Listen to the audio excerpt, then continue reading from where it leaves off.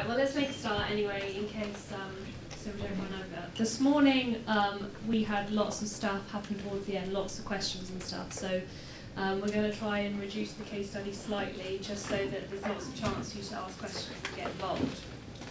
The idea of the session is to be as interactive as possible.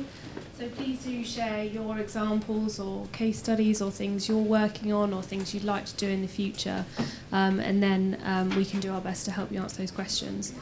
So just a couple of quick introductions. My name's Susie Race and I'm an account manager at Adestra. And today I'm joined by these two lovely ladies, Zainab and Helena. If you guys would like to just do a quick introduction of who you are, where you're from, what your role is. Yeah, so Awesome. I'm Zainab. I'm the email marketing and CRM manager at Penguin Random House. I provide support for our 8 publishing divisions, so working directly with books and authors, but for the most part I work on the lovely Penguin newsletter and all the other lovely things that Penguin do, so very much a brand guardian in terms of email. I'm Helena and I work for an agency called Blue Wave, so we work with our clients building single customer view databases and setting up CRM programs, platform solutions, etc., including email marketing, obviously. Perfect. Okay, so we thought we'd start with just a couple of questions, so hands up questions. Who uses personalization in their emails? Hands up who thinks they're doing it well. That's why you're all here, because we're going to help. So the case study today is obviously from Penguin Random House, and Zainab's going to take you through a bit about the background of the project, why it came about, what the objectives were, and then how they approach that in terms of design and templates and things like that, and then obviously what the results were and how important that is for them going forward in the future. And then we'll open it up for questions and things like that. But of course, if you've got anything during the session you want to comment on or anything, then please just do shout and we'll come and bring the mic because it is being recorded, so you do have to speak into this. So, Zainab, do you want to kick us off with the project? Okay, so picture last Christmas, all of your marketing campaigns are out of the way, and then suddenly you realise that you really ought to do something for the new year because everyone's very, very vulnerable in January and feels like they should be living their lives better. So we had a brief, 3 or 4 of us within our consumer engagement team, to think about how we can get people reading more and using that New Year moment. There are a lot of other considerations as well. So 40% of our sales every year actually come from backlist books, and not the things that are new out this year, the things that have been out for a year, had their first wave, and now it's time for other people to discover them who didn't get there in the first go. We also had just launched some consumer insight segments that we were using in order to help shape our thoughts around marketing and commissioning and everything else. And finally, it was our 80th birthday, continues to be so. So we thought, why don't we see if we can challenge people to read 80 books in a year to celebrate our 80th birthday. This was not a compulsory part of the programme, but we just thought we'd test to see how crazy people are. And that's where Penguinspiration came from.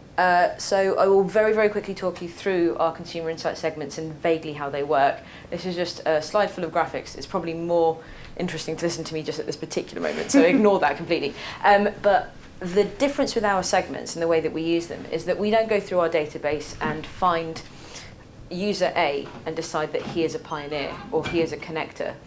What we do is we use the things that we know about these segments. So for example, a pioneer will be particularly into literary fiction, quite serious high-end non-fiction. They tend to read The Guardian, listen to Radio 4, but they're of a younger persuasion than perhaps the thinkers who have got the same sort of behaviours but an older demographic. We don't then try and put you into a box that's labelled with that, but we will use these to shape our thoughts. So that was a big part of how we designed the data collection on this particular project. We also had an existing newsletter database who are all signed up to receive the Penguin newsletter specifically of 210,000 people that we were finding very hard to segment. We have to serve a lot of different publishing divisions and a lot of different types of books in the emails that we send out as the Penguin newsletter. And it's almost so eclectic that it's easy to kind of overweight one click. So actually we thought, why don't we try and find out what people want to read so that we can tell them what to read next. And that's what people come to publishers for. We're experts on books, so we might as well give that. to people because that's what they want from us. So we then, sorry, go ahead. Yeah, so the first part of the project then was then looking at how you were going to collect this specific type of data. Do you want to talk us through the types of forms you did, those sorts of data capture things? Yeah, so we used just an online out-of-the-box survey tool, and we created a little survey that was designed A, around those audience segments, but B, also around what we thought we could collect from people whilst they also feel they're getting something back for giving us that data. So basic demographic stuff, name and email address so we can actually contact you. We ask for age and gender, which is something that we don't often do. We usually just ask for email address when you sign up, but we were able to say, as we're collecting this, we're going to learn more about you and therefore be able to help you to read more and read better. I don't know how many of you collect more than just email address in your forms and whether you find that has an effect on your data collection at all. But it's really interesting to think about the difference of just having maybe just a single sign-up form that, for example, is just collecting email address versus collecting, interests and preferences all in one form in one go, or a two-stage form, for example. It'd be interesting to know if any of you have either experienced better uptake from doing just the email address to begin with, or whether you've seen better uptake from doing more progressive profiling through kind of drip feeding emails. I found at my previous organisation. I found at my previous organisation we had to do the drip feeding because it was a barrier and people they wouldn't download the white paper or whatever it was. So yeah, we had to ask, and the information we were requesting had to be relevant as well. Totally. We couldn't just be asking them random demographic information. Yeah, that's the challenge really I think that all brands face. It's how do you reduce the obstacles to sign up, reduce that barrier, but then also capture enough information to be able to enhance your CRM programs. Brands come to us and say, we don't want to ask loads of questions, we just want to ask this. And then later they say, right, I want to target these people based on that, and the other, and your data is as only good as your data capture, unless you're enhancing it. So it's a fine line of finding the right balance. And like you said, giving them a reason for those questions, so making it a really clear value exchange. I'm asking you this because I want to improve the way that we give you offers, or the way we personalise and make our emails more relevant to you, or an incentive campaign that really works. Yeah, there's a great deal of quid pro quo, so everything that went into this form, and it's only 5 questions, there's not much to it, but everything that goes in there is something where we're saying, help us out with this stuff and we'll help you back. And it's quite transactional, but it's a relationship nonetheless. The next question we asked, we don't use this data a great deal. We will, but the main point of this question was actually to engage people so that they wanted to keep going in the survey. So we asked, how many books do you want to read this year? We've got once a month, once a fortnight, once a week, or as many books as I can get my hands on. That for us tells us how keen someone is, although a lot of people will take the comedy answer at the end. But it also makes sure that there isn't a drop-off. It's something to engage them, it's something to get them excited and to get them to aspire to more. No one looks at how many books they read last year and thinks, oh, I really ought to read less this year. Everyone wants to do better. So we actually play into that aspirational thing, because no matter what segment, you still have some idea of wanting to elevate what you already do. And then we get to our really basic piece of segmentation. So we had 3 weeks to put this together. We didn't have time to do anything rules-based. We didn't have time to do a personality questionnaire that was going to give you certain weights or points and then dump you into a segment. We just thought, we need to know what you like. Why don't we just ask you? So partly based on our intuition as publishers, but also partly based on what our consumer insight team were able to tell us, we put together these 4 kind of book buckets. You pick the one that most appeals to you. It's likely there's something in every bucket, but whichever one works for you the most, you click on that, and immediately we've put you into pot 1, 2, 3, or 4, and that's it. And are you storing that data then against that person for future use? Yeah, so that's the segment labelling that we're doing. We're only doing that in order to fire this particular set of emails. So we've got a little data table in Adestra that's just got a field for what segment, what particular Penguinspiration segment they belong to. And that then produces these. So now every month every user who signed up for this gets one of 4 emails, which I don't know if you're in the last talk, but as you said, marketing automation is an oxymoron. These are all handwritten people in the company who've read the books and really love them and wrote us 50 words about them. Like when you go into Waterstones and there's one of those little handwritten cards. Nothing is more reliable than someone who's actually read the book.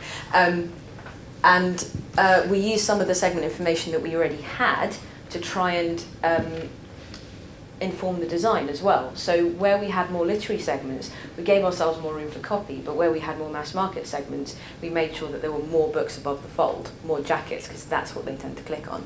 So how did the variations change differently between each segment?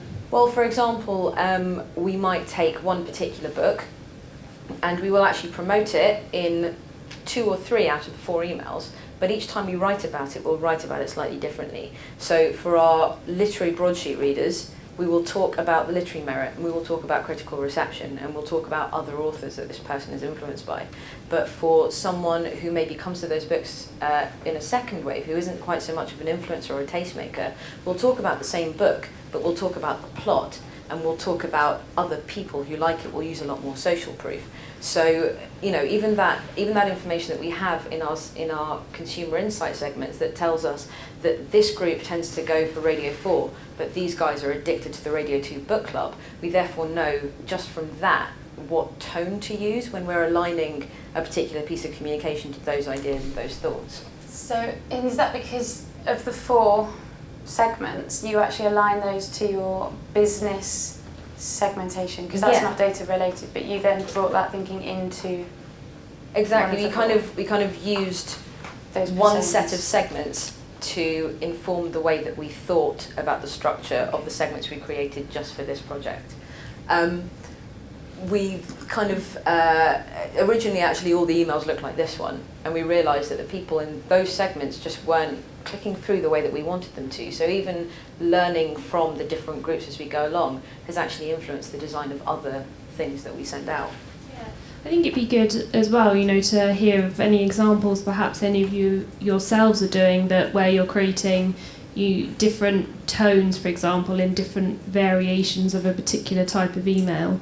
And seeing whether you're getting you're kind of getting that return from changing your voice or the way that you structure the content or the call to action. Any examples that you can share would be great. I mean, one that springs to mind for me was the copy line when they were selling Slumdog Millionaire to the public, and they called it the feel-good movie of the summer. And I don't think I've ever been so disturbed during a film as when the people are blinding children in order to send them out as beggars, and I thought, that's a terrible sales pitch. But it worked. Everyone went to see it, and it somehow managed to kind of cement an idea. And I think that just knowing more about your audience can help you, even when you're not segmenting the data you've got, but you're segmenting the potential customers you could have. Just thinking about what you need to say to them to get them to convert even to an idea, if not converting to buying a product. For me, I think in terms of email personalisation, the end goal has to be personalisation of one. Having customer-centric marketing where you base your messages, your product sales, your pitch, your tone of voice, the time, the frequency based on that user's behaviours. Well, when do they want to get an email? When are they going to respond? And what am I telling them? So it's entirely personal. To get to that, though, requires a lot of data and often to report on it as well. So segmentation has a place in terms of selecting your target groups. You might actually use segmentation to design entire CRM programs. So I don't know if anyone has got a welcome program, for example. So that's a segment of new customers straight away. That's one segment. A reactivation program for those that have lapsed. So your rules in your database identify that they've lapsed. That might be as complex as based on the individual's needs based on their previous behaviours. It could be as straightforward as we believe that if they haven't shopped in 6 months, that they've lapsed. It can, you have to start somewhere and layer it up and add your rules. But those programs are coming from segments, whether you call it segmentation or not. Segmentation we all do every single day. What we then need to do is push the extra data on top to get the dynamic elements in and bring your emails to life, which is obviously the starting point of what you've done here, and I'm assuming this is actually a step in the door to actually achieving that kind of best-in-class CRM. Yeah. So forward. one of the other things is that even if you are doing one email that promotes a whole line of your products, and you're not doing any personalization at that point, even the email itself is a form of data collection. So one of the things that we do with Penguinspiration is when someone clicks on a book, the ISBN of that book is recorded in the Adestra database in the clicks. And as we get towards launching our new website, that then informs the way that someone's homepage experience is shaped. So the first time they come to the new penguin.co.uk, if they're a Penguinspiration subscriber and they have had a tendency to click on graphic novels, then we line up those ISBNs with our bibliographical data, and then the next time they're in there, that's what they get promoted first. And I think it's a really nice way of showing how email isn't this kind of isolated channel. It's an it's one of the only places where you are going to own all of your data. Social is a nightmare to get anything from, because it's all somewhere else. It's all sitting in someone else's ecosystem. Even with the web, if you're using Google Analytics and someone is signed into their Gmail, immediately everything is encrypted and locked off from you. So I think using email even as a form of data collection in itself, without even setting up forms or getting people to sign up to new things, I think that's also quite a valuable thing to try out. So What do you guys feel about doing this kind of campaign versus having a preference centre, for example? Preference centres for me are in order to give consumers choice and flexibility, to prevent unsubscribes, to allow people to opt in and out of certain types of messages, to change their channels. As marketers, you have to make a call and make assumptions and build a program based on things you think you know, and you test it and you hope that they respond well, and you test and you learn. But ultimately, consumers, if you get it wrong, there needs to be a safety net where your consumers can go and say, actually, I want less of this, more of this. I don't have a dog. Stop sending me these newsletters. And use that as an engaging conversational starter. So preference centres, great, but we need to know. You need to know what the purpose of it is, and you need to stick to that as well. So if your preference centre claims to manage the marketing comms, then you have to stick to it. You can't suddenly start sending them something. There was a question this morning about a preference centre, and the chap said that he'd found that the information customers give at the preference centre didn't match the history, the behaviours, the buying behaviours. So I think the example was wine related. They don't want to hear about red wine, but they keep buying red wine. And I said, well, it depends how your word and your form, because you can't talk to them about red wine if it directly contradicts what they're telling you to talk to them about. Yeah. I think language is really important. Do you want to hear about red wine, or are you interested in? Do you want to hear about no means stop contacting about it. Are you interested in means just weigh it down a little bit. Segmentation shouldn't be done on preference centre. No, it shouldn't be done on customer data. If you have transactional data, if you have real customer behaviours, that's your segmentation. What somebody tells you and what they do will always be different, especially if you incentivise data capture with free prize draw entries, with free gifts, with welcome packs, that kind of thing. It's great, it should be used and it should weave in, but it shouldn't be the be all and end all. It has to be layered up. And just to pick up on something you said this morning about bringing in that offline, what people are doing offline as well, how can we start to think about bringing those channels as well into the email marketing world to help kind of drive these campaigns? I think one of the things is just being aware that it's out there. I think sometimes when we're talking about single customer views, you manage to collect everything you possibly can about a person, and it puts you into that state of mind where you think you know everything. It's really important to remember that you don't. It's really important, I think, to apply margins of error to the way that you categorise people based on their behaviour.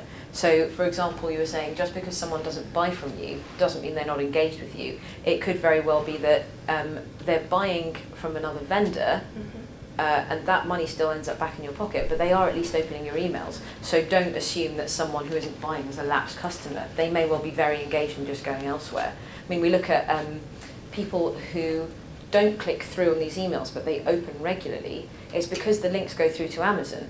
Some people don't want to buy from Amazon. They will read the blurb that we've put in there and they'll go to their nearest bookstore and buy it there. So you have to be aware of the behaviours that we don't see. I think it's really important to know what you don't know. And taking the offline data as well allows you to bring the omni-channel experience into the personalisation. So email personalisation doesn't just mean an email that's relevant to my online behaviours. It means that you as a brand know me. You know that I don't shop online, so you've stopped giving me click to buy now buttons, and instead you're driving me in store because that's where I go. You're giving me apps so that I can take my offer in store. You're bringing my offline behaviours in, and you're telling me you know me, and you're reinforcing that kind of brand affinity across all your channels. So when you do your CRM strategies, using your segmentation should never be kind of just online based in this. Obviously, you're an online brand. So it's just, there isn't one answer for everybody. It so much depends on your challenge and your objective as a brand, as a business, and on what data is available, what you have, what you can use, and how you can use it. Okay. Do you want to take us through some of the results from the project? Yeah, so that was pretty phenomenal. So when we launched this, we thought it's a little thing. We're going to send out one Penguin newsletter that just has a little promo that says, go over there and take this quiz and sign up for a new thing. Thought we'd get like maybe 1,000 sign-ups. We got 6,500 in like 4 days, which was made us realise that we really needed to write our first emails and send them out. But in the first couple of months, we got a 75% open rate and a 10% click-through rate, which was craziness. But I think that's a real testament to having a really clear proposition. That if you're going to segment and you're going to collect data that is geared towards knowing more, then have a really, really clear product at the end of it. Because if you can create that through line of everything we do is to help you read better, then they will respond to that product and you won't have put all that effort in for nothing. It's kind of averaged out around 59% if I count that early craziness. Even if I take that out, it's like 47%, which I think most email marketers would pray on their knees for. What are your kind of, so you've got 200-ish thousand? Yeah, so what are your normal open rates? On that 210,000, it fluctuates between 14 and 17%. It's a big list. Data's come from all over the business. I can't always control what's going in there because we're a really big company. But that for me, I think that's even healthy for the size of the list. So for to get that constant 47, 48% is really, really great. But obviously the point of this was to get people to buy books. And if you actually compare the actual real conversions of people who click through to Amazon and buy a book, using the affiliate tracking that we kind of tag onto that, we actually, when I checked in July, we were getting 3 times as many sales, real term sales from that 6,500 than we were from that 210,000. But again, really clear sales pitch. It's a book, why you should read it, a button that says get the book. Really, really clear again. And obviously that's a lot to do with creative, but we tried a few different buttons and things like that with different segments and kind of arrived at that. So if this is kind of stage 1 of the campaign that you've done, what are you looking forward in the future to do to develop this going forward? So this was a really good proof of concept to say that even when we're doing it fairly manually, we're putting people into these pots and then applying no algorithms to it. We're just sitting down as people who love books and recommending things to read, that we can do it. And it's also very popular. We started off with that 6,500 list. Didn't touch it at all, just let it keep going, which was our own fault. But they still stayed in at that 50%, really, really low drop-off. And then when we promoted it again 3 weeks ago, another tiny, tiny story in a Penguin newsletter, we again got 1,000 sign-ups in 2 days. And I think that's proven to us that if you decide to segment and if you decide to ask your customers for that data and it's for a really good reason, then they will keep biting at it. And I think that's the future of this, is that we keep offering people the chance to refine what they do culturally, because that's what we are, we're part of their cultural lives. And I think the ambition for us is to keep growing it and actually use that philosophy of finding out who you are and then giving you the right product and actually apply it across everything that we do. Do you think it's ever possible, I mean, for example, in retail, if they when you send through emails asking for more information or incentivizing it with discounts and things like that, do you ever think, and maybe anyone else has an opinion on whether there is a line between it almost becoming too personal, too much, too many questions? Is that possible? I think you need to. There's that kind of tipping point where you're doing something really well, and then you're continuing to put the effort into making it better, and you're putting the same amount of effort as you were before, but the gains are getting smaller and smaller. And I think you need to think about data collection in that way as well. That at a certain point, you're still asking, but you're not learning anything that's as useful as the first 5 questions you asked. If the first 5 questions give you as much data as you need to encourage people to interact with you, and of course that's where you get the behavioural data, which is actually more valuable, then I think that's it comes fine. down to content strategy, really. Yeah. I think in media, for example, you only have so many campaigns that you can run at one time budget-wise. You need huge volumes, and you focus on the content that you have, and then you look to your data then. There's absolutely no reason to keep asking questions if you're not going to use it. It's absolutely, it has to come down to the customer need. What's the customer need state? Can you identify that within your current data set based on transactions, based on content viewed, based on page clicked, emails opened? And if you can't, can you ask that in an engaging way that you can then act upon it quickly enough, because that need state is likely to be quite temporary. So yeah, there would yes, absolutely, to answer your question, it would get annoying and there would be no need for it at all. You have to be delivering a service. Once you know what your service is and what your customer needs, then you ask those questions and decide who gets what content. Yeah, sure. Sorry, what about the flip side of that? What about the flip side of that? So when actually we've got a lot of customer data and a lot of information on a particular establishment or person, how much can you push that we know this about you without it being a bit too scary? And To avoid Big Brother. So one of the campaigns that we've been working on recently is masses of data. So we've got a 4 million strong database. Oodles of historic data and loads of online information, email responses, that kind of thing. There's also a lot of offline behaviours. We wouldn't go for that. You wouldn't create a segment and put somebody in a bucket. You look at the data. So there's an initial piece of analysis and you say, what's the data telling me? But before you can even do your analysis, you need to know your brand objectives, your business objectives. Is it to form a common language around the business so that you can all refer to everybody by name? The way Boots have, I think, 3 personas to represent everybody who shops in Boots. So once you've identified that objective, you look into the data. What does the data tell you? And then you can decide how you can use your segmentation to drive your email campaigns. So we might have 38 micro clusters, but it's entirely based on spend. So recency, frequency and value, but rather than recency we look at repurchase cycle to make sure it's really personal to the customer. All of this comes from analysis, insight into the data. What's the averages, what's the breadth and the scope, what is a lapsed customer, when do they need to be hit with a reactivation campaign. What you can use your segmentation for is designing those programs. Here's a loyalty program for these people based on these behaviours. Here's a reactivation program, a downgraders program, a recommend a friend, something to promote advocacy. You build your programs once you've cut your data. You use all the additional data to personalise those comms. So you just have to make some rules, and you can chuck. In your database becomes a decision engine really, based on the last 6 months' sales. What was the last they clicked on? What's the most they clicked on? That determines a category. And if you are working with your commercial and your creative teams and you have a good CMS, content management system, then you're away. That is everybody's dream and nobody's there. Nobody is there. It's all about little steps and just getting there. What we want to do is take all of that information and throw it back to the website so that when you come back to the website, you see a banner and a product that relates entirely to you, but isn't the thing you just bought yesterday. Or it's the blonde version of the thing you just bought in brunette, because that's crazy. So it's about having the right content infrastructure in place and knowing what you can operationally do. Once you know that, you can start with saying, do you know what, 4 versions of a newsletter.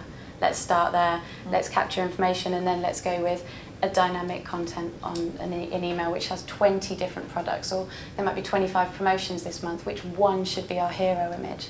And you make that dynamic based on your rule set. There is no right answer to that. It's what is the business need, what's the marketing need, what are the operational constraints. It's very much an iterative process. And then you write a load of rules to determine that personalisation element that will drive that email at that time. And you'll have lots of rules in there. It's not all personalisation is driven by segment. You'll have time of day, literally dynamic elements that are complete. Absolutely. And your email needs to be relevant to your offline behaviours as well. I think one of the things on that question of how much should you reveal about what you know, I think it depends on how you found it out.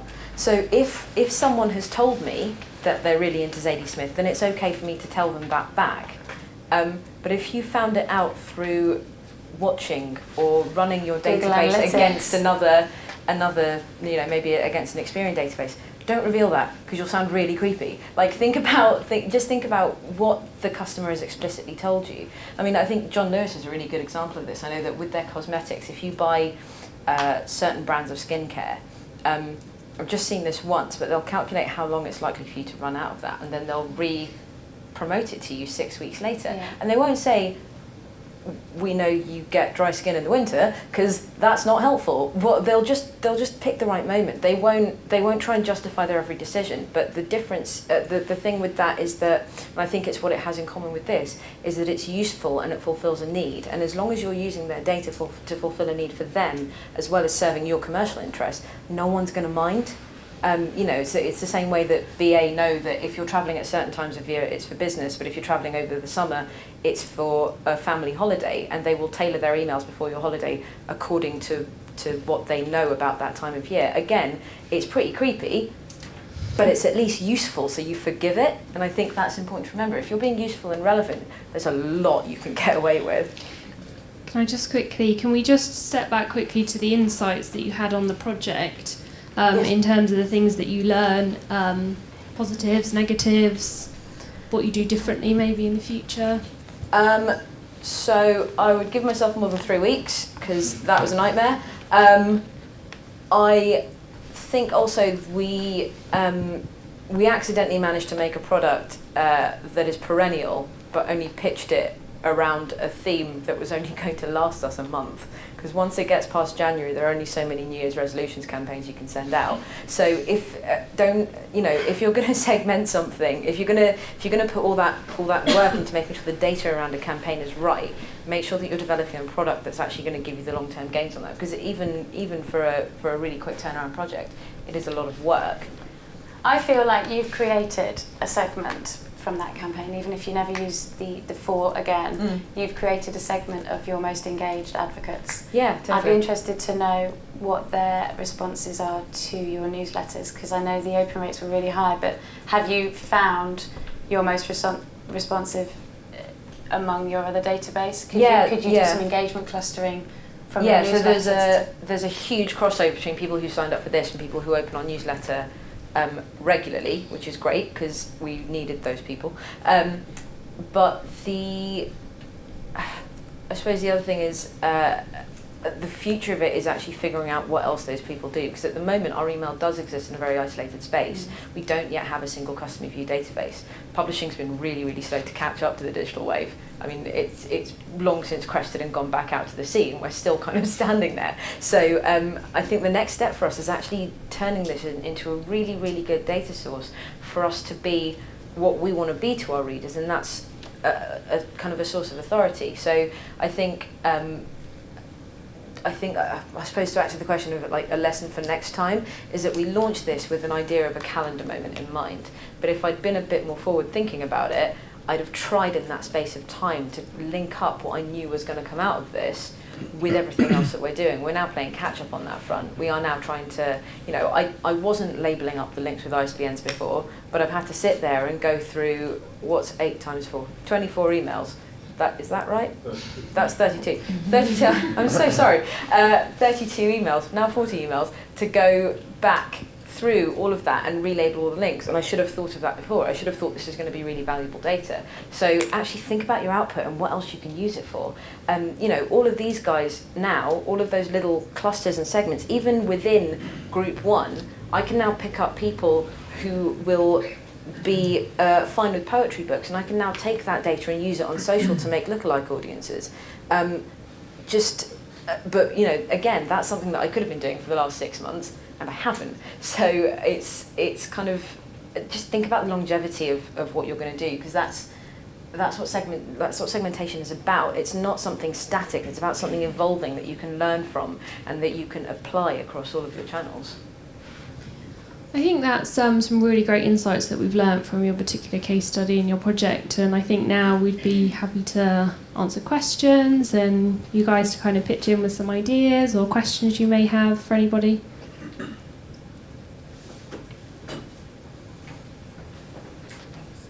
So you briefly mentioned creating, these profiles of people and then applying it potentially on social media and things like that. Are you making sure that these same people are not getting served a contradictory message on social and things like that, because that seems kind of important? Yeah, well, I mean, we're in a really lucky position at Penguin in that we are the content creators, but we're not the vendors of the book. So we're never at risk of accidentally putting out 2 different price points for a product or anything. What we're doing is saying that we know you like poetry, and then when we've put up an extract from a poetry book of the audio version on SoundCloud, that's what we're pushing. So what we're doing is we're using that promotion to add value to our products. We're making sure that if you're really into classic crime and we're doing something on Agatha Christie, that's being pushed out. So we're using it. We're not using it to, or sometimes to commercial ends, and we do that seasonally. But for the most part, we're using it to make the most of the content we've got. And it's what you were saying about having kind of both your content and your users at the heart of it. I kind of like our philosophy as a brand, not even as a whole company, but just as us Penguin Guardians, is that we've got really great content, just an unbelievable bank of writers and artists and designers and thinkers and philosophers, and then we've got all these people over here, and our job is just to connect them. So if we can use that data just to do that job, that's what we're doing. I suppose if you are in a position where you are in a kind of more retail space, it's just about being really vigilant, about making sure your database is in really, really good shape, and that you're marking off when people are getting certain campaigns. Like, mark your campaigns with codes and then create exclusions. It's a really good point, actually, and it's where your email strategy must be aligned with your wider marketing strategy. So I mentioned earlier, segmentation is as much about excluding people from certain channels, even email, as it is including and sending the right message. So for your example, you might have a loyalty scheme. Known members of that loyalty scheme, what you can do is pixel up the emails, so anybody that opens it, it will fire to, if you've got digital media campaigns, you can fire, and the way that you would use that for retargeting, you can negatively retarget. So you stop hitting those people with display adverts to sign up to your loyalty scheme, because you know they're already signed up. So you need to, and that's where it becomes more about CRM than email, but it should be considered that way. Email, eCRM I don't think exists. Email is a channel within CRM, and it should be aligned, and it's the same as social media. If data protection allows it, if your privacy statement allows it, you can share the information, usually just the cookie, can't pass information across, but you can manage your online messages and make sure that brand affinity is rolling throughout. Same way that you might have a call centre. If somebody phones up the call centre, you want that data to be stored in your database so that we know that they engage with that channel. If I know that somebody never opens an email, but they've rung us 3 times to complain, then I might want to put them in a pot and I might want to do something with them, like not email them, but maybe talk to them slightly differently, maybe send them a special, slightly higher priced reactivate. It depends what the brand is, but we have to know these things before we can segment them. But you've got to start with your segmentation somewhere. I think there's nothing good more. question. Sorry, I was going to say there's nothing more important than actually knowing what your customers' needs are. So if their need is that they come back to you seasonally and they need an offer at a certain time to trigger them to buy, that's one thing. If their need, if you are a media organisation and their need is that you contact them about the articles that are most interesting to them, that's the thing, is that there are no hard and fast rules. It's all about need first. You have like a real, because our end users have to devour every page of our product, we need them to be really engaged. So they come first, and then we balance the business needs against that, and it's absolutely consumer first every time. Question. Any other questions? Any other thoughts? Henry?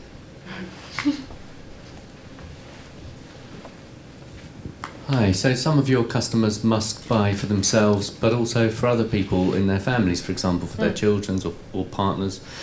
How might you manage the complexity of that and all of the underlying preferences and data and personalisation that goes with that challenge?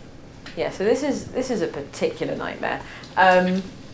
So, for example, we might have a guy who's got an iPad and he browses our site and he's part of our crime community, which means that he's interested in crime books, not anything else.